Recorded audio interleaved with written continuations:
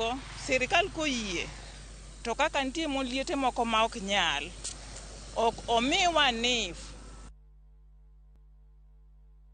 Jomigori to wacho ni gin berbere giwinje maber kapo ni gidhi ute thieth giyudo yedhe mak mana ni moko kuom gi ponono onge kod nyalo mar nyiewo yedhe makamago. Kata kamano gin to gipako ni chal mar thieth e kaunti ma Homa Bay to sani bet ber kipimo kod chien kanyo. Wawinja ni to jo Mombasa to wacho nang'o kotudore kod sekta mar thieth. Wadhi achiel kachiel nyaka ir jafombo marwa mantiere kaunti ma Mombasa mano Joja Aoko. Joja Aoko ichiw nade ka intiere kaunti ma Mombasa kono.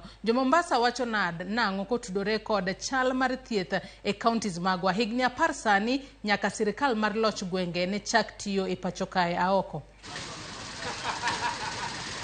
Erokamano ahinya, awinji maber kowuok e kaunti ma Mombasa. Kuma odiochieng' ma kawuono ni jodak ma Mombasa bende adwane gigo e dhoge korka sekta mar thieth giwacho ni to weche mag thieth e kaunti ma Mombasa kaendi to chal nade. To motelo ne mano, wang'eyo ni kaunti ma Mombasa en achiel kuom counties ma sani tend county kone gidwaro ni kar thieth ma Coast General mana Mombasa kaendi mondo mi obed kar thieth machung' kar kende, manyiso ni gidwaro ni pesa ma gichoko e osiptal mar kar thieth ma Coast General kanyo endo gidwaro ni mabed ni chulo jotich to nyiewo yedhe to timo shughuli duto mantiere e kar thieth no, ndo mok ni pesa wuok e tend county kata duogo kone, kata ok ni pesa mochoki e kar thieth ma Coast General no bende wuok to dhi oko. Koro mano achiel kuom chenro maneno ka temo dhi nyime e kaunti ma Mombasa kaendi. Gavana kono dwa temane ka bende mano nyalo temo bero sekta mar thieth. Kata kamano awuone gimoko kuom jodak kaendi ginyisa ni to gito wach sekta mar thieth e kaunti ma Mombasa kaendi gin giwegi gineno ka chal nade. Chakna chak gi nyingi to nyisa ni weche mag thieth e kaunti ma Mombasa kaendi in iwuon ineno nade. Ng'e kamera kocha. An iluonga ni Joseph Ajuma. Kanyalo so wach thieth ma Mombasa ma Coast General ama health. Osuptande wage nigi shida.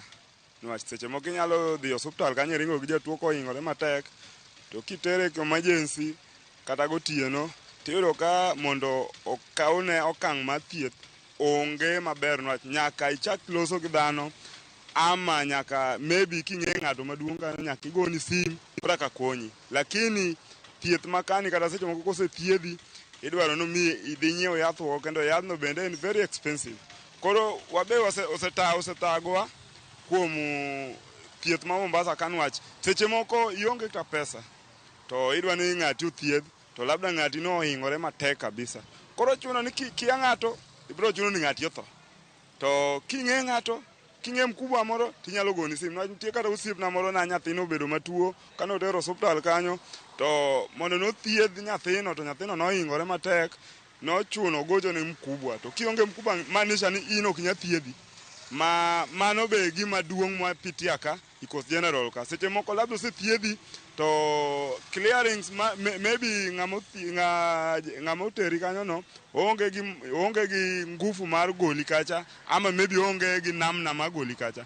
Koro chuno seche moko koro ikalia mapito magumu, ikalia gik matek kabisa, niwach koro mondo okonyi nyaka ibed king'e ng'ama duong' kacha ama intie gosiepni matiyo kacha.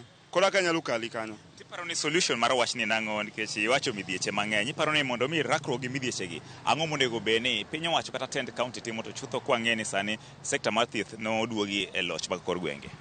Mondo gibed gik moshughlikan gigi nyaka mkubwa mar health onego bed ni wuotho e osuptande gi.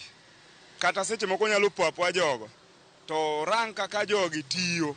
Dakteche moko gin gibeda beda kacha makidonjo to boko shughlikani tituo amin gi jatuo hingore to konyal shughlikani manyaka maybe oyud call moro from somebody kora konyalo konyi. Koro dware ni mkubwa mochung' ne health kata ng'at mochung' kata ni county ka ng'ama mochung' ne health onego bed ni limo osuptande gi to rango to wanyalo timo nari mondo jogwa gi oyud kony to ng'ato kik tho ka onego bed ni konyo gimoro.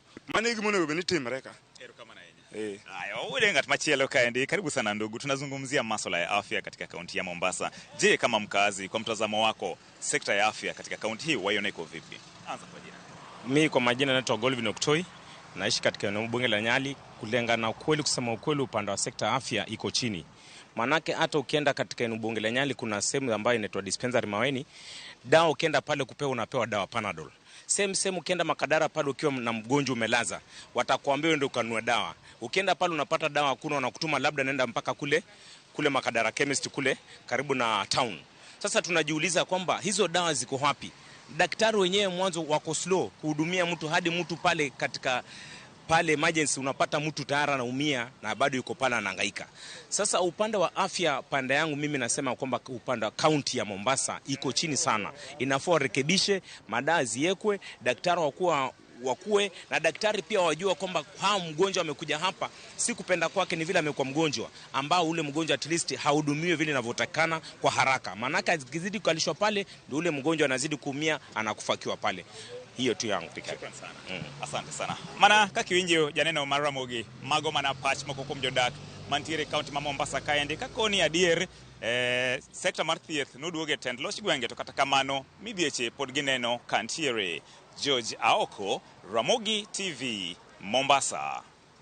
Erokamano ahinya George Aoko ka intiere kaunti ma Mombasa kono. Wawinjo makare kaka jo Mombasa ochwalo duongi kotudore kod sekta mar thieth kata chal mar thieth e kaunti ma Mombasa kono. Erokamano ahinya George Aoko. Nyakora Ramogi jo mana kaka asenyisi ni watu